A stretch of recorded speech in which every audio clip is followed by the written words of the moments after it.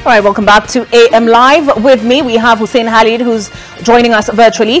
He from Mombasa, Executive Director, Haki Africa, Thukumburu, Program Officer, ICJ Kenya. We have John Waiganjo, Commissioner, Independent Policing Oversight Authority. Thuku, you had already started responding to this question when you were on break. So now I will give you the opportunity to respond because, as I said earlier, it seems everybody is trying to verify the actual figures independently.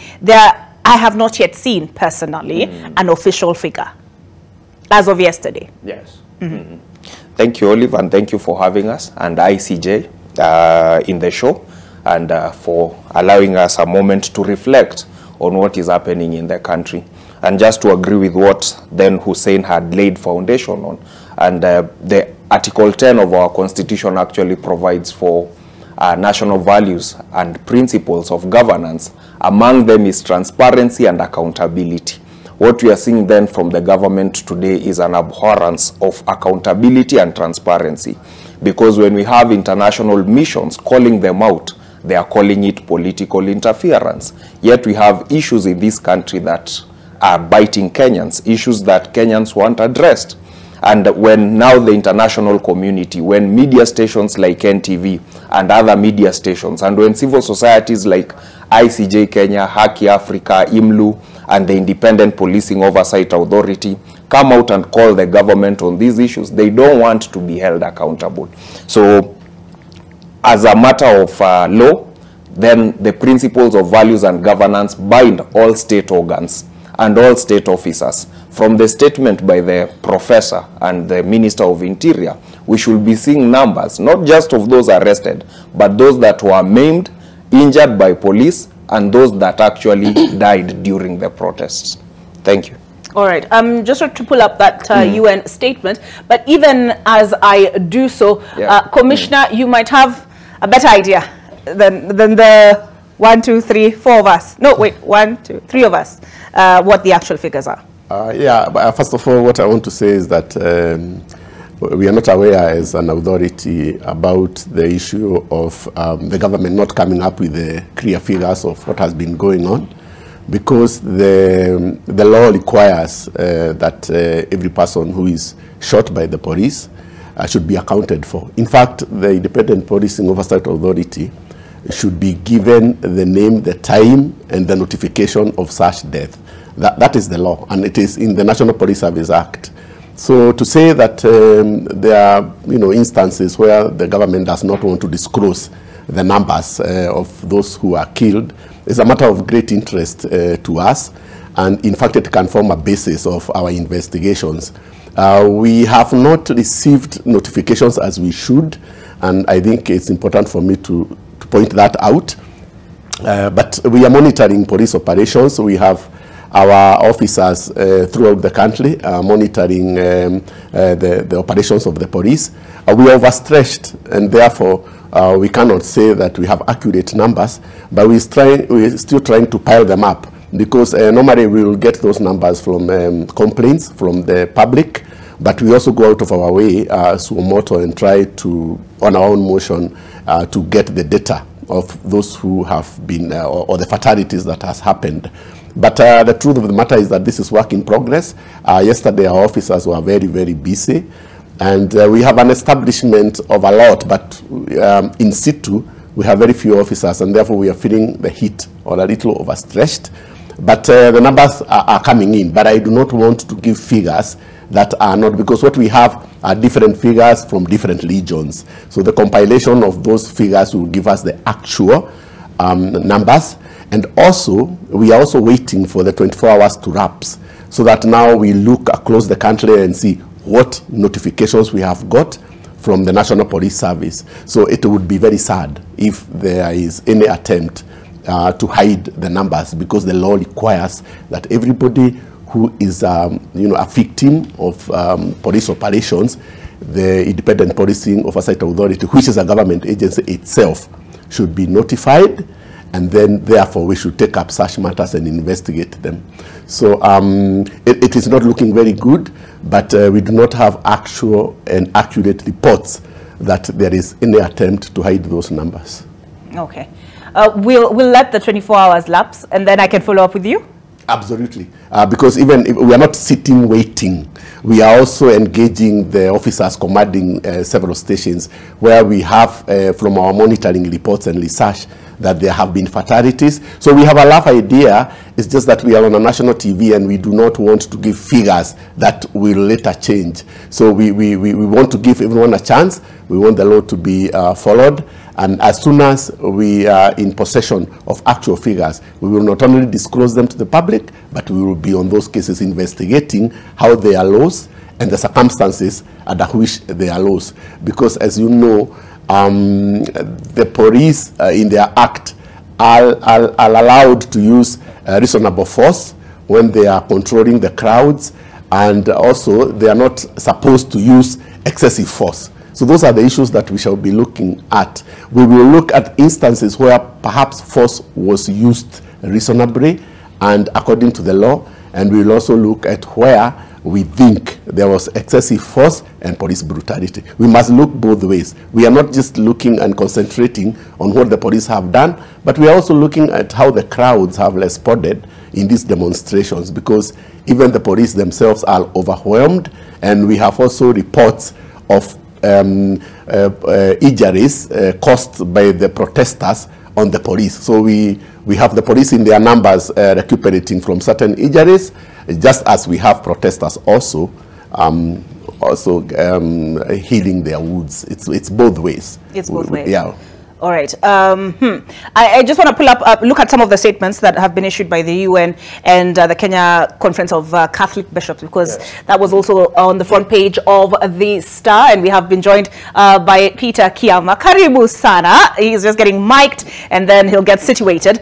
So let us take a look at what the United Nations had to say on the subject, and then we take a look at the response by the Foreign Affairs Principal Secretary Korir Sing'oei. And I'm just pulling up the statement here, that of the UN Human Rights Office, and this is the spokesperson Jeremy Lawrence on Kenya protests. This is the one that has caused the what should I call it, disagreement between Kenya and Kenya's disagreement on the figures. The UN Human Rights Office is very concerned by the widespread violence and allegations of unnecessary and disproportionate use of force, including the use of, I beg your pardon, I hadn't zoomed in enough for you to see it better. I hope Jackson Derango, is that better? He's my director. He will guide me. Is that okay? Okay. The UN Human Rights Office is very concerned by the widespread violence and allegations of unnecessary or disproportionate use of force, including the use of firearms by police during protests in Kenya. Reports say up to 23 people have been killed and dozens injured in the demonstrations in the past week. So reports say up to 23. So they're not really categorical about it. They're also in the dark, as we are in the dark, have been killed and dozens injured in the demonstrations in the past week. We call for prompt, thorough, independent and transparent investigations into the deaths and injuries. Those responsible must be held to account. Effective measures to prevent further deaths and injuries must be adopted. In light of calls for further protests next week, we call on the authorities to ensure the right to peaceful assembly as guaranteed by the Kenyan Constitution and international human rights law. The policing of protests must seek to facilitate peaceful assemblies, and the use of force must be guided by the principles of legality, necessity, and this the commissioner will tell us, right? Any use of force must be guided by the principles of legality, necessity, proportionality, and non-discrimination. Firearms should never be used to disperse protesters.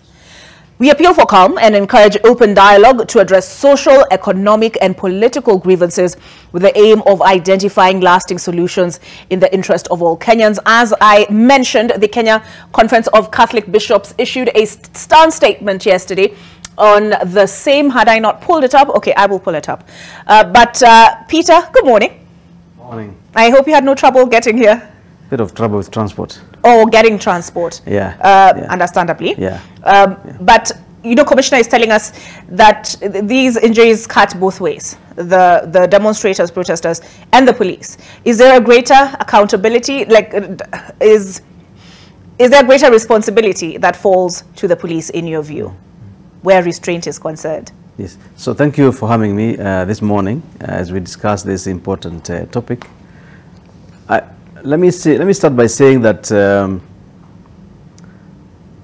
regarding injuries inflicted on police officers or suffered by police officers, it's a matter of great concern to us because we care about the welfare of police officers, right? And what I would say to start with is that you do not send police officers to manage public assemblies without them being well equipped with protective equipment. I have seen since these demonstrations began instances where police officers are going into situations that are escalated without helmets, and that clearly exposes police officers to danger in case there's a violent confrontation. So we do care about the welfare of police officers and empathize with those who have been injured. Number two is to say that there's no reason for us to attack police officers. There's no reason at all. There's no legal reason at all to attack police officers. We should be able to engage with police officers in a manner that is within the law, sure. Right? Mm-hmm. So having underscored that, I would still go back to say that police as members of the executive in terms of law enforcement have a higher responsibility in every situation, any situation, including situations of escalation. They have a higher responsibility. Why? Because we have constitutionally and legally given them coercive power to be exercised with the highest level of responsibility. And so we cannot vacate that particular position, that they have the highest level of responsibility in every situation. That's what I would say. Yeah. All right. Yeah. Hussein, if I could ask you to come in at this point. I've been reading the statements that have come from the Ministry of Interior, from the Inspector General of Police, and as you said, there has been very loud silence on deaths caused, injuries inflicted, and yet we have had the UN speak on the issue, the Kenya Conference of Catholic Bishops speak on the issue. Is it a case of an ostrich burying its head in the sand, or what is it? Oh yeah, definitely, and I think it's open for everyone to see. The statement by the UN is very clear that they are concerned. They are not alleging their own stuff that they have. They're clearly stating, as you've said there, reports indicate. And even in that statement, they don't say reports indicate that police have killed. No, they're saying reports indicate that 23 people have been killed. In that particular line, they didn't say killed by the police. And they're also asking the state to undertake thorough investigations. That is a very open statement. It's factual. It represents, the issues as have been reported in the media houses. If anything, there are certain reports showing that even more have been killed. And this is where our Foreign Affairs Ministry has to get it right.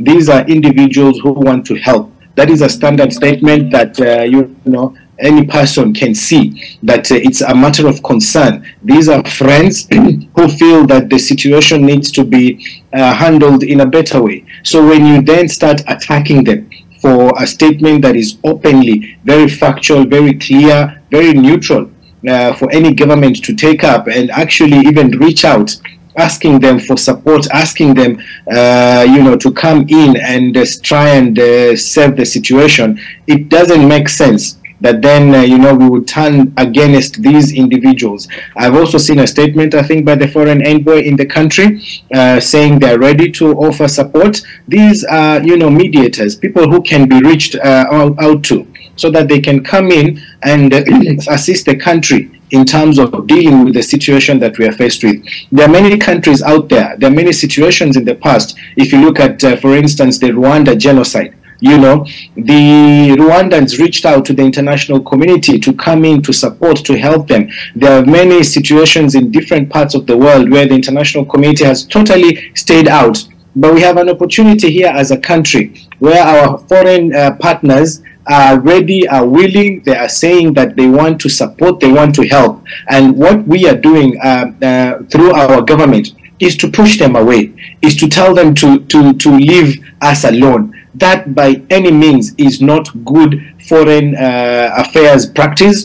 That by any means cannot be supported or condoned by Kenyans, because these are partners. We have shown as a country that we are not willing to talk to each other. You know, the chaos we are seeing out there is purely because of chest thumping by politicians. The two political sides have refused, you know, to yield, to listen to each other, to dialogue, to talk to each other, and instead they're even pushing those who are asking them to come and sit and talk. So it really is appalling, if you ask me, and you know, we must do better as a country. The leadership that we are being shown at this point in time by both political divides is embarrassing, to say the least. They are ready to sacrifice Kenyans' lives. They are ready to put the country, to take the country through chaos, so that they show that their positions have been taken forward. And the advisors who are supposed to be advising the leads, instead of them urging the two to talk, to come together, to dialogue, they are busy, you know, pushing them towards the same. And this is something that, you know, as Kenyans, we must ask ourselves whether we have the correct leadership in this country from both sides, you know, that can then steer this country forward to prosperity. All right, I've pulled up that statement that was issued yesterday by the Kenya Conference of Catholic Bishops. Here we go. We, the Catholic bishops, strongly condemn the police brutality inflicted upon innocent Kenyans during the demonstrations. We understand there are criminals, so let's pay attention here, who disguise themselves among protesters to vandalize property, steal from people, injure and even kill people in their evil schemes. These are the ones the police should go for to ensure peaceful demonstrations are conducted according to the law. And we want to emphasize on this issue and express a firm stance against such acts of violence and abuse of power. Police have an obligation to deal with criminals disguised as demonstrators. Police cannot take advantage to brutalize innocent Kenyans. Such acts are unacceptable and must not be tolerated under any circumstance. Police brutality undermines the fundamental principles of human rights, justice, and the rule of law. And I'll ask you, Thuku, to come in here. In 2000, after the 2008 post-election violence, we saw a police chief taken to The Hague to be held accountable. There has been talk of individual responsibility, right, for the commanders. It's a Baby Pendo case, I think, which set that precedent. How is it that we're still having this conversation? I thought the whole purpose of having IPOA instituted, there's the internal investigations unit within the police. What are we missing? I know Commissioner here talked about capacity challenges. Yes. In order to verify the information they expect to get from the police, but he's also expressed a frustration because, Kiama, before you got here, we're discussing this, not really confusion, but we're not, this lack of clarity over the exact figures of exactly how many were wounded during the protests and how many fatally, because we are like, we have everybody is trying to verify independently. There have been no official figures as of yesterday that I have seen. Maybe they are and I have not seen them. If you have seen them, do share them with me at Obarrows on Twitter. Thuku? I think to better understand and define the right to protest, like you've correctly stated, individual responsibility is now a principle in Kenya, as was established correctly by the Baby Pendo case. Command responsibility is also now a new area of law in Kenya. And just to bring in now why the UN is concerned, like Khalid has said, international organizations have previously been accused of not coming in when they are supposed to come in. And that is exactly what happened in Rwanda. And I think reflections of Kofi Annan are that I think we didn't go in when we were required to go in. And I saw someone tweet yesterday and said 6th of May was just a normal day in Rwanda. And then the next day they woke up, 80,000 people are dead. So, and one thing then I must highlight is the role of the media and what then it has done. And I love the headlines that have been established today by almost all the main media stations. Let us save our country. Then what is the duty of the police during protests? And what is the duty of the state? The United Nations, together with other regional mechanisms, such as the African Commission on Human and People's Rights, have established certain international standards that need to be followed to ensure that rights are protected. One fundamental one is that during protest, human rights must be upheld, they must be protected. That is one. Number two, the state must facilitate the protest. It is the state to offer security when people are doing marches, people are demonstrating, people are picketing, people are presenting petitions to parliament or to any state organization. Then it is for the police, or I mean the state, to facilitate that protest. Number three is that the state shall have an accountable system of remedies, accountable and transparent. So this is set for post the protest. Like what Commissioner is saying here.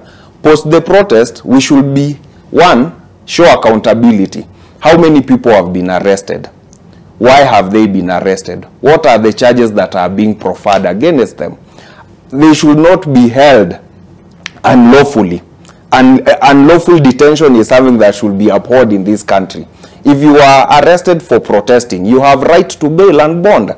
That is provided clearly in the Kenyan Constitution. Something else that should be done during protest is that in case of force should not be used, but in case it is used, it should be proportionate to the force that is being to the force that the maybe protesters are using. So proportionate use of force.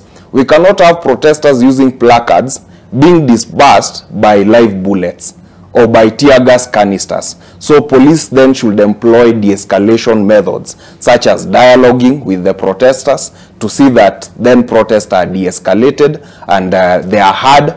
And when you are dispersing, then the use of live ammunition, like we have seen in the country, it is something that is not in accordance with international law. Okay. So de-escalation should be done properly. The culture of being aggressive and using excessive force by the police, that is something that we should see dwindling and should not be practiced during protests. Okay, I know the Foreign Affairs PS will probably say, what happens when the protesters are the ones being aggressive towards the police? This is what he said, his response to that UN statement, while regretting and decrying the unfortunate loss of life or injury, the reckless mobilization of lawless gangs to loot, destroy property, disrupt business, deprive many of means of livelihood, and create an environment of disorder must receive equal condemnation. Okay, so it's not only the issue of the numbers, the transparency, the accountability. Several allegations have been made, and you know, it's difficult at times like this to tell the difference between what is real, actual, and what is propaganda. But several concerns have been raised. I will leave the issue of withdrawal of security for now, but there have been allegations of a killer squad.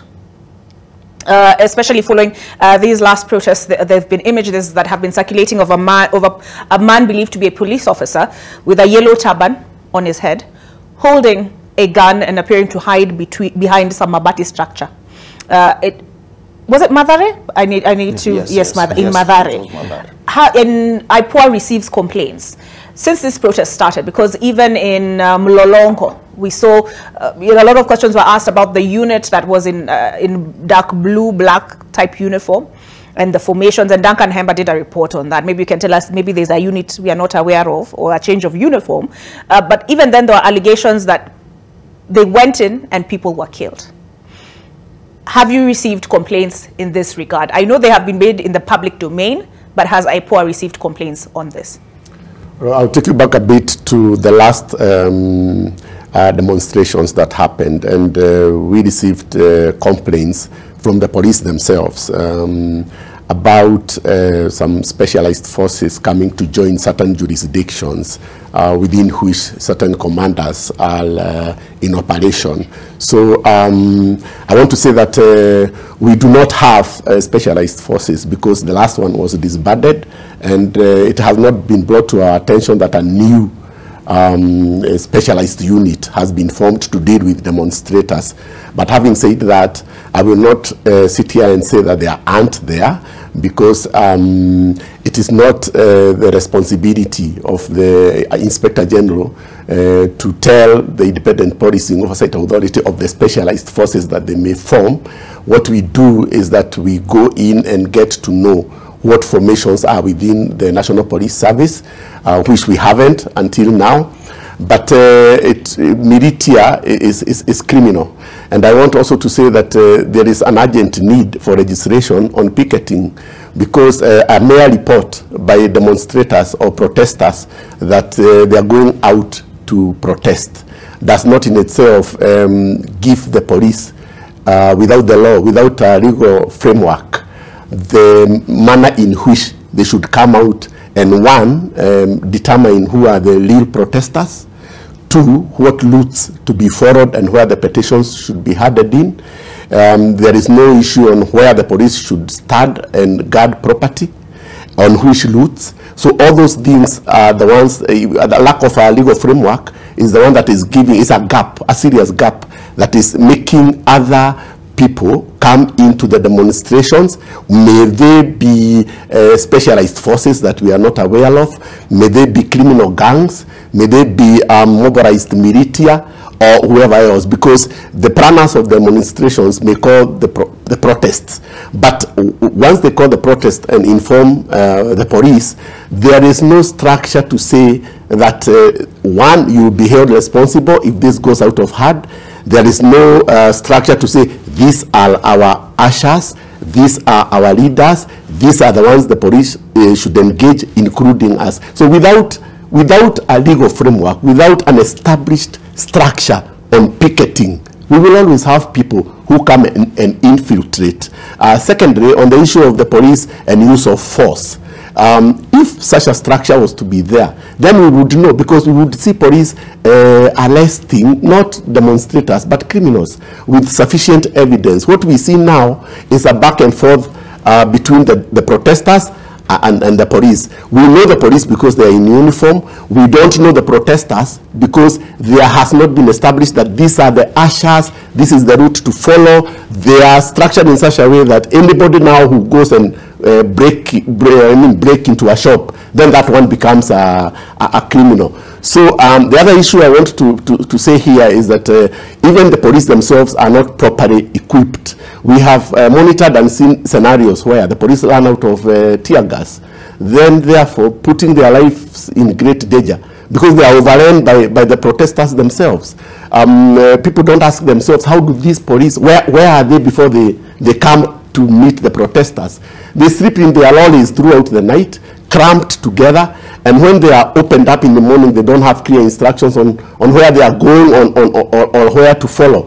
We have seen some protesters with slings and stones. That is equivalent to a bullet. So we must understand, and we must urge the protesters also, that such confrontation may, out of necessity, force the police to open fire and claim that they have done that proportionately. Because, I mean, if a demonstrator is coming with a sling and a stone, then a police officer opens fire. When the matter comes to us for investigations, then the issue of proportionality comes in. So what we want to say is that we need a legal framework on picketing. Secondly, we need the Inspector General of Police to equip his officers. We're not just equipping them with live bullets, because we do not want demonstrators dispersed with live bullets. There are ways and means, there are battles and other ways of dispersing demonstrators. We want the police to be paid their allowance, because that also tells you why they are so brutal when they come to the public. We want them to be properly equipped, and we also want the public to restrain themselves during those demonstrations. So on either side, we might either be allowing these demonstrations to get violent by refusing to see the need for a legal framework on this picketing, and later cry and fall that the demonstrators were criminals or were mobilized by, for instance, the opposition, and you could find some spontaneous people joining the demonstrations in good faith, but then the police coming in and being attacked by criminals within the protesters. So it's a balancing act. But we have said time and again, as an authority, the responsibility of brutal force against the public is personal to the officer and also the command responsibility. And therefore, when they are carrying out, and that's why any police bullet that is used against a citizen, it must be reported to the authority so that we investigate whether that was justified or not, and then therefore take action. We have also seen demonstrators and police fighting, and we haven't seen any ambulance, because the law requires if a police officer shoots a demonstrator, he should first of all report to his immediate senior and also give first aid on the spot to that victim, take the victim to an ambulance and to the hospital. But what we see is total chaos. We haven't seen anyone coming for the injured. We have no mechanism of the officers on the beat reporting back to their seniors that they have injured somebody, so that those reports, that data is properly compiled for review and for purposes of taking record and investigating later. So in my view, we have turned a blind eye to the law. We have laws in this country. We are not enforcing those laws. We have a constitution that has given us a right to picket. And that same constitution has said that there will be a legal framework to tell us how that will be done.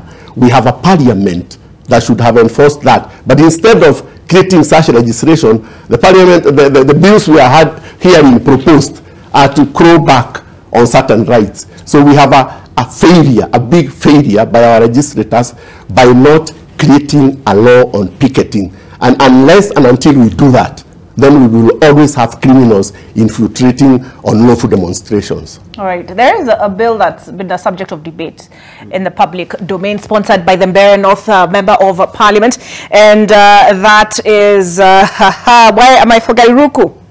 Mheshimiwa Ruku, the Assembly Demonstration, Picketing and Petition Bill 2023.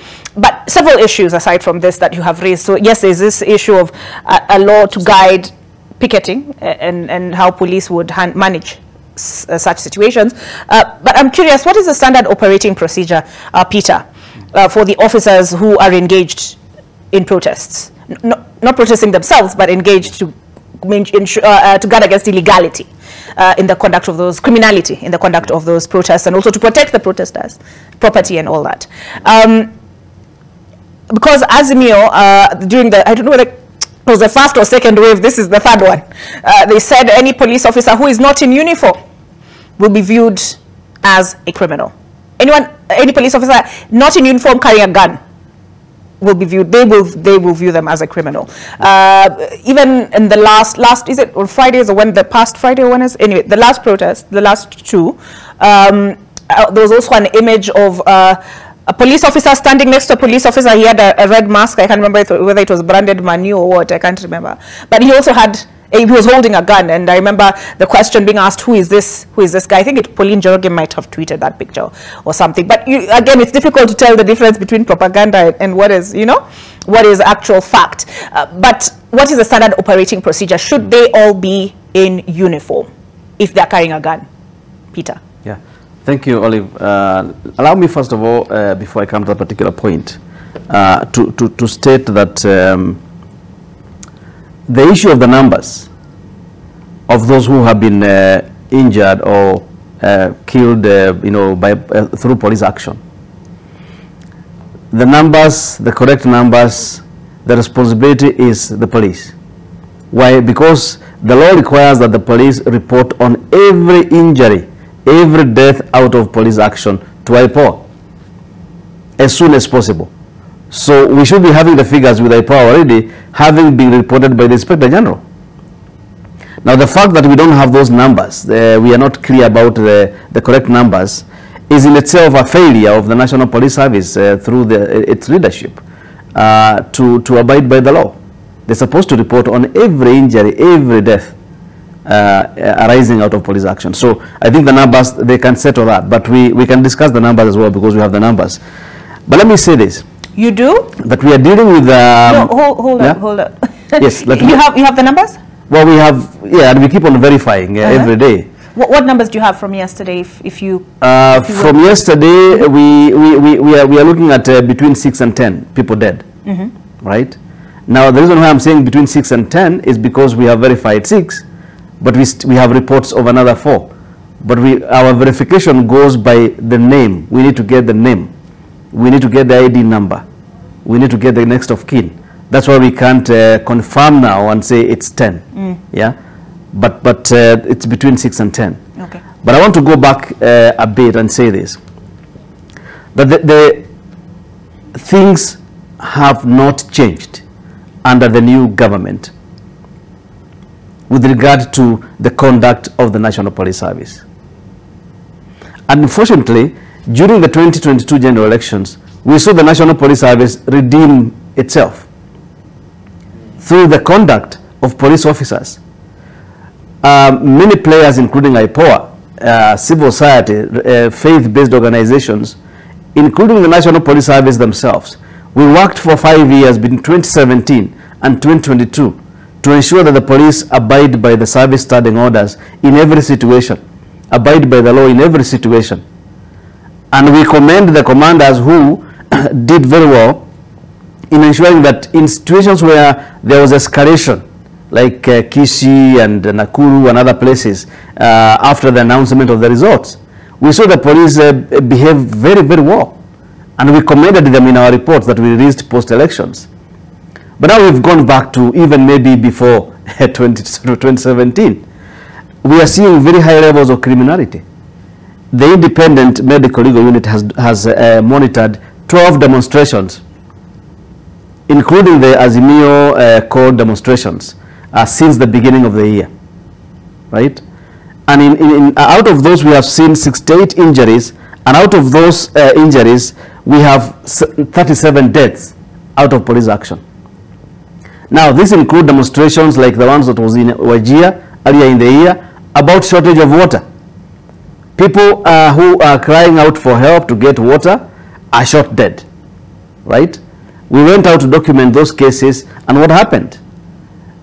The people demonstrated against the police killing these two, and the police again killed another one 2 days later, who were protesting against police brutality.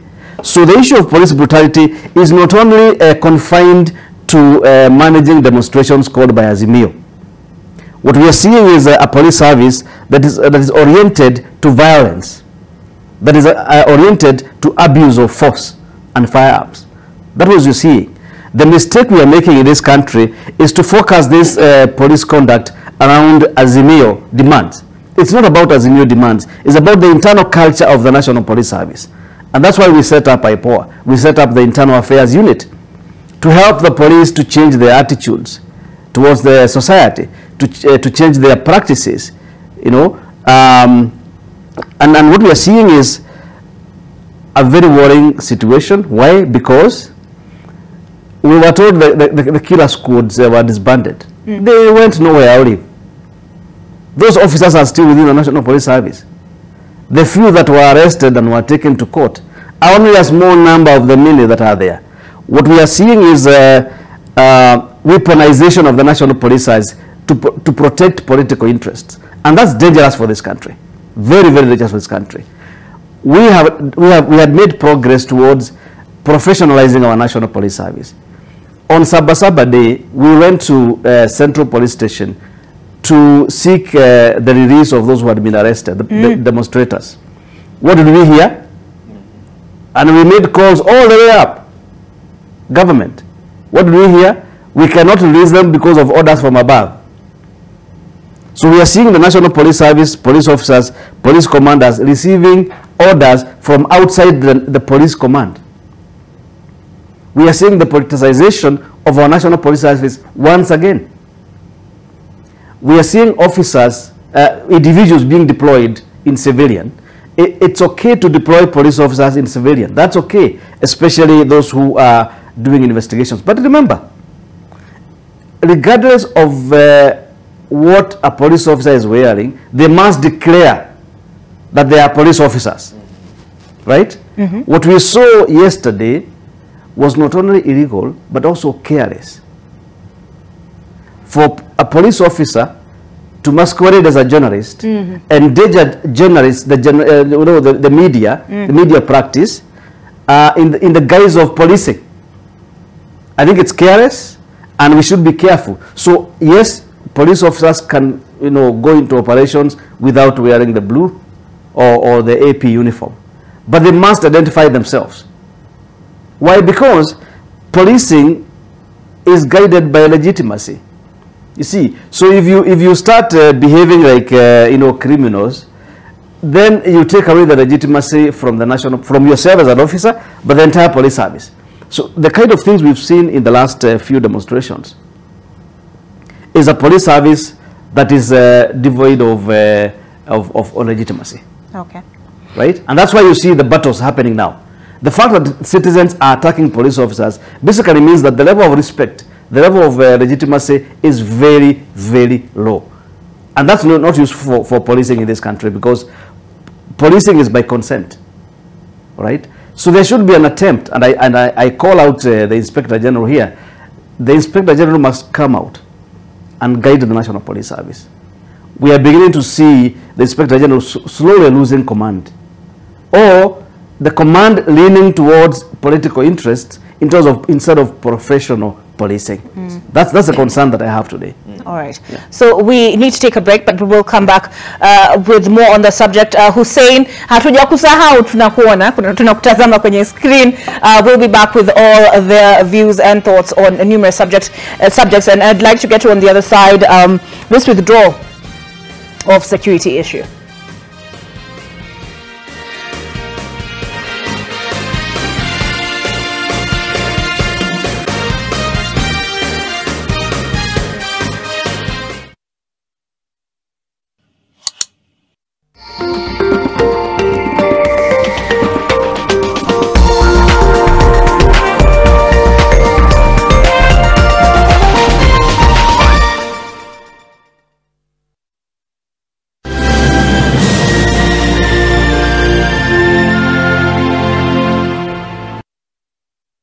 Is looking at you. He's seeing a millionaire, he's seeing a president, he's seeing a businessman. Join us for a mega supernatural restoration crusade at the Tononoka grounds from 20th to 23rd July starting 2 p.m.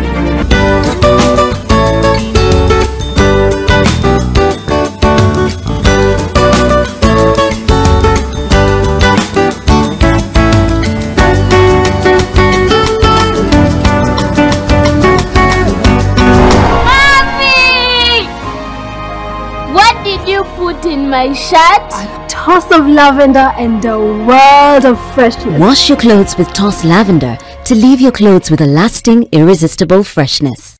Blueband peanut butter, made with 100% pure peanuts and a good source of omega-6. Grow healthy and happy kids with Blueband peanut butter. Available in 200 grams, 400 grams and 800 grams. Buy a pack today. Daring Abroad makes me dare. It's the only show of its kind in the world.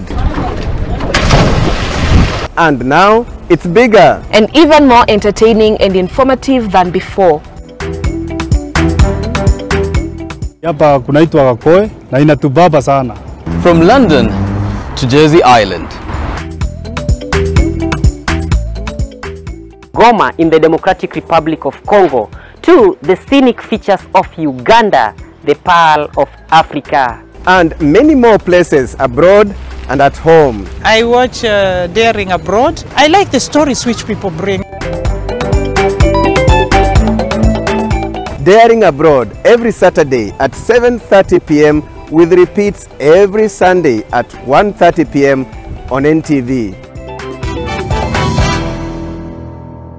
My love for her is true and pure. And if your love for her is as pure as you say it is, then why are you hiding it? It's all over. Because it's clear to me that each time you told me that you loved me, they were all nothing but lies to sweeten a bitter pill just so you could get what you wanted. And thank goodness I didn't do anything with you that I would regret. Head over heels. Blueband peanut butter, made with 100% pure peanuts and a good source of omega-6. Grow healthy and happy kids with Blueband peanut butter. Available in 200 grams, 400 grams, and 800 grams. Buy a pack today. In your paper this week, Sudan rivals harden positions. Region gets worried. About 3,000 people have been killed as the country sinks deeper into civil war. The ICC has opened a new probe into alleged war crimes.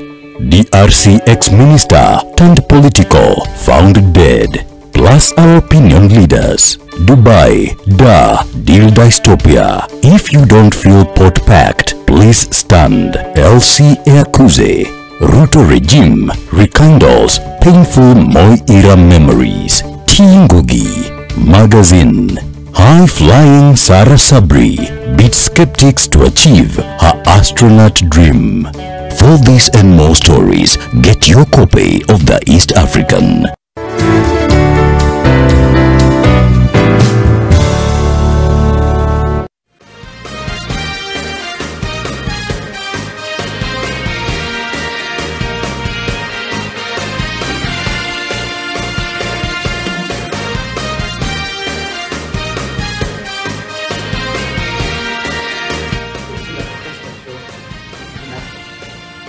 Okay. We are back. Are you willing to say that on the record? Yeah. You were saying? No. What I'm saying is that when you look at the injuries and the deaths that have occurred even during Azimio protests, look at Mlolongo on Wednesday last week. There is no evidence so far that those who are destroying the flower pots on the expressway, that anybody was shot in action on the expressway. What we saw is a special unit going into Mlolongo town and hunting down people. At the end of the day, 5 people are dead, right? None of them died on the expressway in action, destroying the flower pots. And so the question is, what is the objective of policing in that particular instance? Because the objective of deploying police officers and the objective of policing must be clear from the beginning within the service standing orders, right?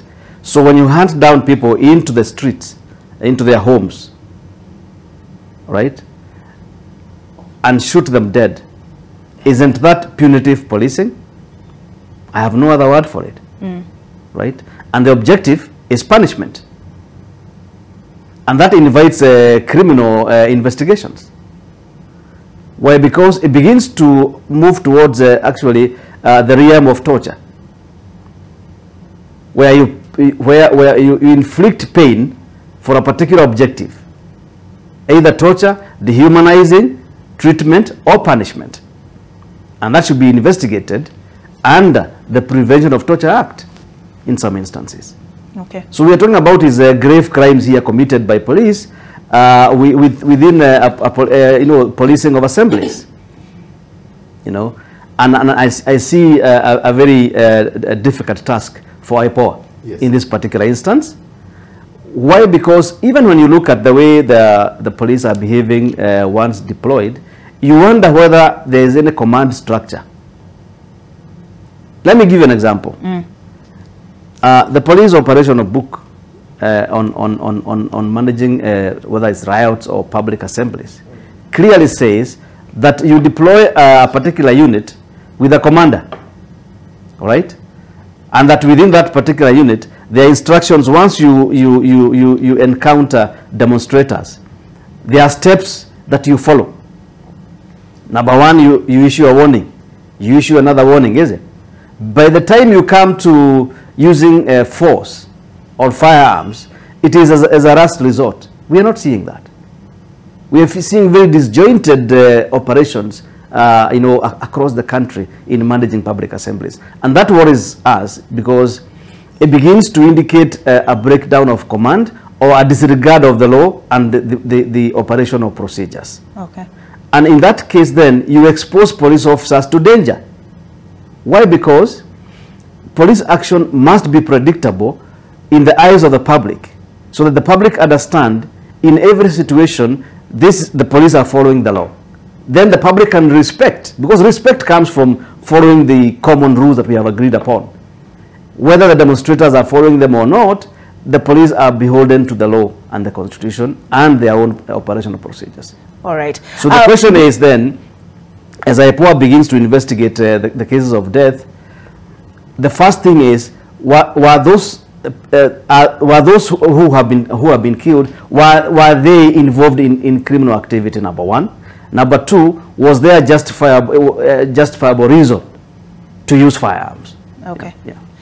Hussein, a lot has been said on the subject, but I would like to get your take on it. Yes, Olive, and I concur with colleagues in the show, and the question we are asking is, how do we then deal with the situation that we are faced with today in our country? It's very clear from the statement of the CS that they have arrested 300 people. So the question then is, fine, they have arrested the criminal elements, they have arrested hooligans, but on the other side of it, what have they done to also deal with the criminality that we have seen from the police? Why are they not issuing any statement? People have been killed, people have been tortured, people have been harassed by police officers, and we have seen this very openly. What they want us to believe, as my brother Kiama is saying, is that those who have been killed, those who have been arrested, were involved in the skirmishes that we have seen. But there is absolutely no evidence besides the one individual that we saw openly being arrested by the police officer purporting to be a media personnel.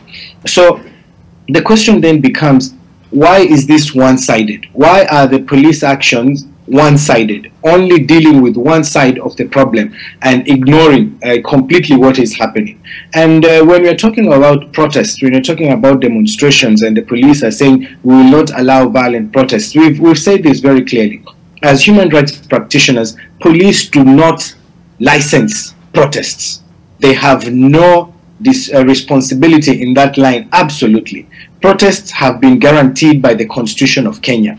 And when rights are guaranteed, there's a possibility that in the exercise of those rights, that there will be violations, you know. Let's look at the example of the freedom of movement. You know, we have the freedom of movement to move anywhere in this country, to go where we want to go, and to be where we want to be. But in the process of doing this, Olive, accidents do happen. People do lose their lives. You know, we have criminal drivers who get drunk and go behind a steering wheel and get involved in accidents and kill people. We have, you know, different types of issues that come up in the exercise of that freedom of movement. But we don't come back and say people must stay home. No one should move around because, you know, we feel people are dying on our roads and stuff like that. That freedom of movement has to be guaranteed. The state must take measures, put traffic police officers to safeguard movement. We must build good roads. We must ensure, you know, everything is conducive for us to be able to exercise that freedom of movement. And that applies across all rights, including the right to protest. The state has a duty, has a responsibility of ensuring that when people are exercising these rights, that they have taken measures to safeguard those rights. So the police have a responsibility, have a duty to ensure that protesters who are peaceful, those who want to carry out, to air their grievances, are able to do that and are protected from any kinds of crime and, you know, such kinds of issues. But if tomorrow we were to wake up and say, oh, media freedom or press freedom, maybe one or two journalists or one or two media houses are reporting non-factual news, so then we suspend the freedom of the media. You can't do that. And this is what the police must understand. This is what the government must understand. Kenya is not Gaza or the West Bank, where police can operate with impunity to kill, to maim, and then are not held accountable. That individual responsibility, that command responsibility, we will follow up. as human rights practitioners, as civil society organizations, as IPOA, you know, we have a duty, we have a responsibility. And when they say that we are being one-sided, it's because we are clearly seeing it. The other side, people are being arrested. The other side, we are seeing, you know, action being taken against the criminals, against the hooligans. But what is happening to this other side, where there is outright evidence, where you can see the pictures, as you've said, one officer is hiding behind a Mabati structure, alleged to have shot someone. What has been done? And what is the government doing to deal with those issues? And these are things that we must have, this discussion. How independent are the police in this country? Are they operating under executive orders? Are they actually taking sides in a political discourse? Are they supposed to be neutral? Kiama spoke about, the incident at Central Police Station, when we went to actually follow up on individuals who've been arrested, but then the response was tear gas, including tear gassing a former Chief Justice of the Republic of Kenya. So the police have to be told in no uncertain terms that Kenya is not a police state. You cannot operate with impunity and applying the law selectively and then just assume that all will be business as usual. This is why we are here, and this is why we need to follow up on these issues, and this is why we must get answers when police action goes against the rule of law and what is required by the Constitution of Kenya. All right, and you know, just listening to you speak, it opened our soul. Something that really got under my skin, and that was during was it the first wave or second? This wave has confused me. But when a vehicle that was carrying journalists was attacked, it was an ambush. Even if you tell me the number plates were changed, it was an Azimio vehicle, what would warrant that level of force? Because the gentleman went, the police officer went, smashed the windscreen, there was no threat, lobbed tear gas canisters. And to this day, despite complaints having been filed, I don't know what accountability there has been. Commissioner? Well, I wanted to take that up because it's a matter that we investigated, the attack on journalists. And we wanted to take statements from the victims, who are the journalists. And I'll tell you here that they did not want to cooperate with the Independent Policing Oversight Authority. So if the journalists themselves do not want to cooperate with IPOA so that we carry out investigations conclusively, what about an ordinary Kenyan? And those are some of the challenges I was talking about. We pick up an investigation, we have a complainant, and we have an accused or a suspected police officer. We take appropriate statements and we start our investigation. Somewhere along the way, the complainant drops off, the witnesses gets cold, and then the matter gets cold as well. So there is also a responsibility of the Kenyan citizenry to know that the institutions that have been formed by the Constitution to help or to push their rights, they can only work with the cooperation with the victims of police brutality. Secondly, we must look at the command of the National Police Service, and we must also look at the challenges within the officers themselves, particularly the junior officers. You will realize that the junior officers are the most abused, for lack of a better word, by their seniors, in every way, in terms of promotions, in terms of transfers, in terms of deployment, in every way. Because you find the promotions within the National Police Service are very skewed and very unreasonable. You find that some of the officers who are deployed into hardship areas, you should only be deployed for 3 years. They stay there for 3, 4, 7, 10 years in hardship areas. You find that the internal transfers of the officers is punitive. Some of it is skewed. There's a lot of, including even sexual abuse within the force. So we must also look at these officers and the environment within which they operate. So that even when we are coming now to talk about demonstrations, who are we talking about? The officers on the beat, they are people, they are Kenyans. Where did they come from? Do they have breakfast? Do they have lunch? Do they even have water? Do they have equipment when they are coming? Who is commanding them? We had a merger the other day of the administration police and the Kenya Police Service. This merger happens There are no trainings to bring them up to speed. There is no harmonization of the command structure. So we are only seeing men and women in camouflaged uniform learning to protest us, but we are not asking ourselves, where are they coming from? Who is giving this command? Are they within their jurisdiction, for example? And if they are within their jurisdiction, is the commander commanding from that particular jurisdiction? Do we have others brought from outside and then getting their command, not from the officer within the jurisdiction, but without the jurisdiction? So how do we even harmonize at the end of the day? So that's why we're saying, even us at the Independent Policing Oversight, we have done hundreds of recommendations. We have done recommendations. We have taken recommendations to the IG. We have taken recommendations to the Cabinet Secretary. We have even taken our reports to Parliament, to the Committee on Security. We want those implemented.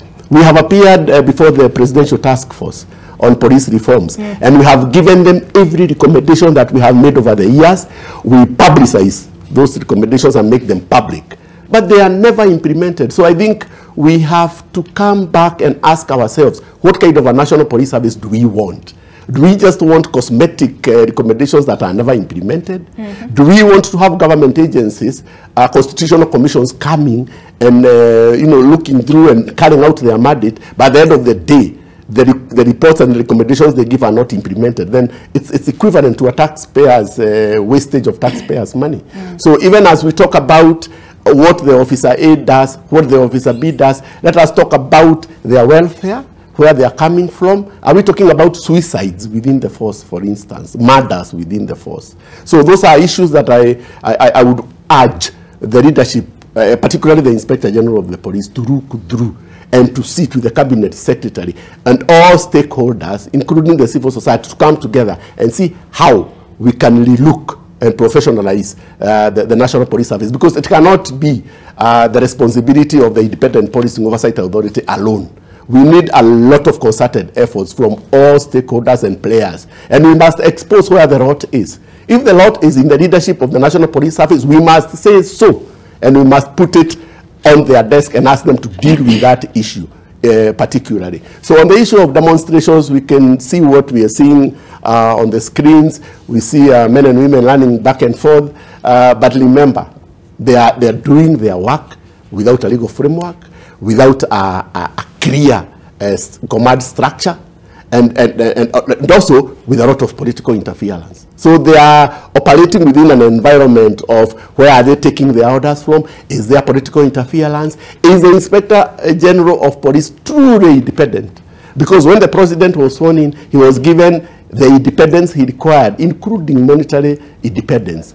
And also, even under the law, he takes personal responsibility. So anybody who is thinking that they are acting under the executive, they will be on their own when the chicken come home to roast.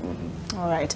Thuku, speaking of weaponization or instrumentalization, I don't know, however you want to phrase it, of the National Police Service. There were some allegations yesterday of illegal arrests. Azimio, and this was a statement that was released by Martha Karua.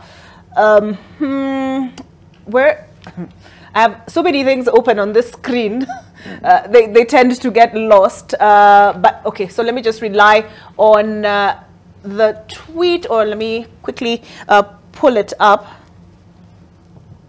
Here we go. Azimio condemning arrests and, quote, abduction of Azimio leaders and close associates without lawful justification.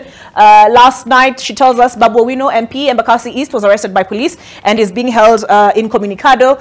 His whereabouts remain unknown. Ken Chonga, MP Kilifi South, Teddy Mwambire, Speaker Kilifi County have been arrested and detained in an unknown place, and it goes on with several MPs, including MCAs, I beg your pardon, Wilfred Odalo Mabatini, Redson Onyango Ngei, Eric Otieno and Anthony Otsula, both budget officers at the Nairobi County Assembly. Maurice Ogeta was arrested, stroke abducted, they say, by police this morning while on his way to work, while Dennis Onyango was arrested, abducted from his his house this morning, during which time a search warrant was conducted. Both Dennis and Maurice are close associates of Azimio leader Raila Odinga. On Twitter, Raila Odinga has retweeted this post that was tweeted by Azimio TV. We have moved to court and filed a writ of habeas corpus for all of our arrested colleagues and team members under a certificate of urgency.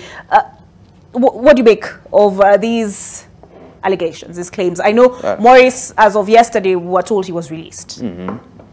I think, and just to put voice on what the commissioner just said, and the politicization of the police force. And I know at one time Thomas Sankara said that a policeman then without a proper democratic ideology is a potential criminal, because you've given them instruments of power. You've given them guns, firearms, authority, identification. You've legitimized them. But if they do not have a proper political education, then they are potential criminals. And that is then what we are seeing. Policemen in civilians targeting and punishing Kenyans, actually killing them.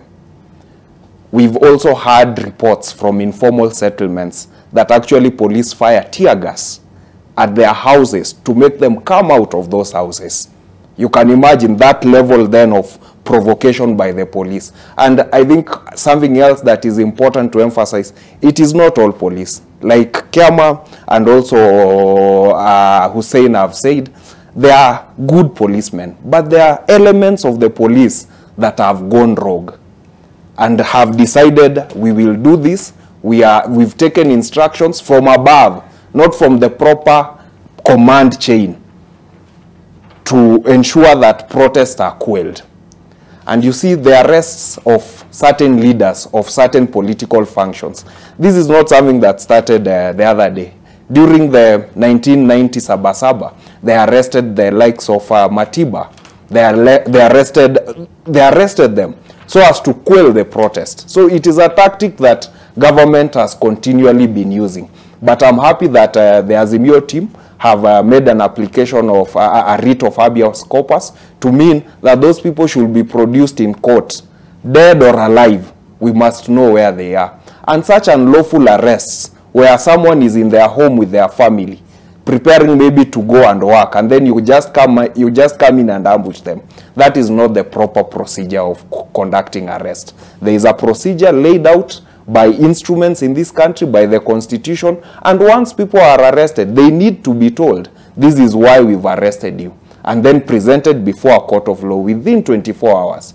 So we will be monitoring that today to see if those leaders that were arrested, not because they are human beings to begin with, and because we care and because they are Kenyans, we will follow up to see if they will be produced in court and charged properly before a court of law. So, and also being given the right to bail and bond, which is also guaranteed under our constitution.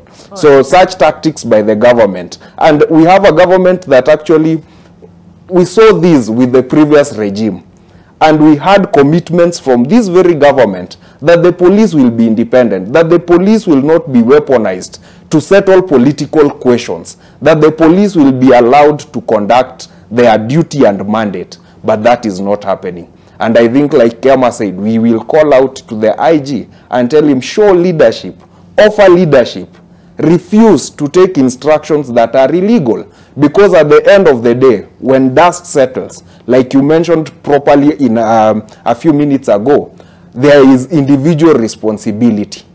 We saw a whole police boss being taken to The Hague. So we are monitoring this situation. The international community is monitoring this situation. And power is transient in nature. That we have properly established. You cannot use the police to settle political questions. That should not be happening in the democracy of Kenya today, with legitimate documents like the constitution that we have, a very progressive one. So such things then should not. All right. So I have to conclude the conversation at this point. Nimeka tu bookmarks, sijafunga kitabu. It's a conversation. We'll continue, as you've said rightly, Thuku, we'll continue to keep an eye on the situation as it develops. I commit to having a conversation on welfare of police as well. So I want to thank my panelists this morning. There we go. Deaths, detentions, and destruction was the conversation today. It was a conversation starter. It continues. We continue talking to each other. Have police abused their power? We've had in studio John Waiganjo, Commissioner, Independent Policing Oversight Authority. Peter Kiama, Executive Director, IMLU, Hussein Khalid, who kindly joined us virtually from Mombasa, Executive Director, Haki Africa, Thukumburu, Program Officer, who we had from last there, ICJ Kenya. Shukran Winnie Lubembe comes up next on Your World, and she is discussing how to manage anxiety.